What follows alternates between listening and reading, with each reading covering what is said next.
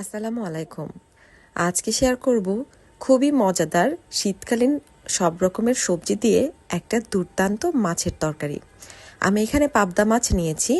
মাছগুলোকে আমি একটু মাঝখান দিয়ে কেটে নিয়েছিলাম আর হালকা লবণ এবং হলুদ দিয়ে মাখিয়ে তেলে ভেজে নিয়েছি। সবগুলো মাছকে আমি এভাবে ভেজে নামিয়ে নিয়েছি। আর এখানে আমি সবজি নিয়েছি ফুলকপি, সামান্য একটু আলু এবং নিয়েছি হচ্ছে সিম। এবারে এগুলোকে হালকা একটু তেলে ফ্রাই করে নিয়েছি। আর সেম তেলে দিয়ে দিচ্ছি পেঁয়াজ কুচি, মরিচের গুঁড়া, হলুদ গুঁড়া, ধনিয়া গুঁড়া আর দিয়ে দিচ্ছি জিরা গুঁড়া। আর এছাড়াও দিয়ে দিচ্ছি সামান্য একটু আদা রসুনের বাটা।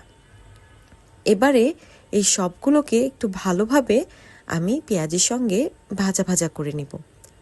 মশলাগুলোকে পুড়িয়ে ফেলা যাবে না, সামান্য একটু ভেজে নিতে হবে যতক্ষণ না পর্যন্ত আদা রসুনের কাঁচা গন্ধটা দূর হয়ে যায়।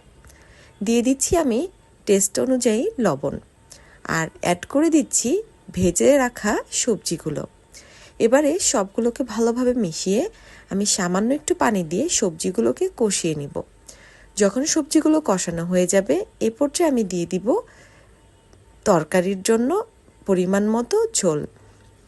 এরপরে যখন বলক চলে আসবে আমি অ্যাড করে দিব ভেজে রাখা মাছগুলো।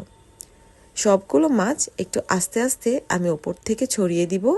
যেহেতু মাছটা অনেক নরম সেই জন্য কিন্তু খুব বেশি হাতা দিয়ে নাড়ানো যাবে না, তাহলে কিন্তু মাছগুলো ভেঙে যেতে পারে। এবারে আমি ঢাকনা দিয়ে ঢেকে রান্না করব 5 থেকে 10 মিনিটের জন্য। ব্যাস রেডি হয়ে গেল খুবই মজাদার পাবদা মাছের পাতলা ঝোল। এই ধরনের সবজি দিয়ে পাবদা মাছের পাতলা ঝোলটা খেতে কিন্তু অসাধারণ হয়। আপনারা বাসায় একবার হলেও ট্রাই করে দেখবেন, আশা করি ভালো লাগবে। কেমন লাগলো আজকের রেসিপিটি আমাকে জানাতে ভুলবেন না।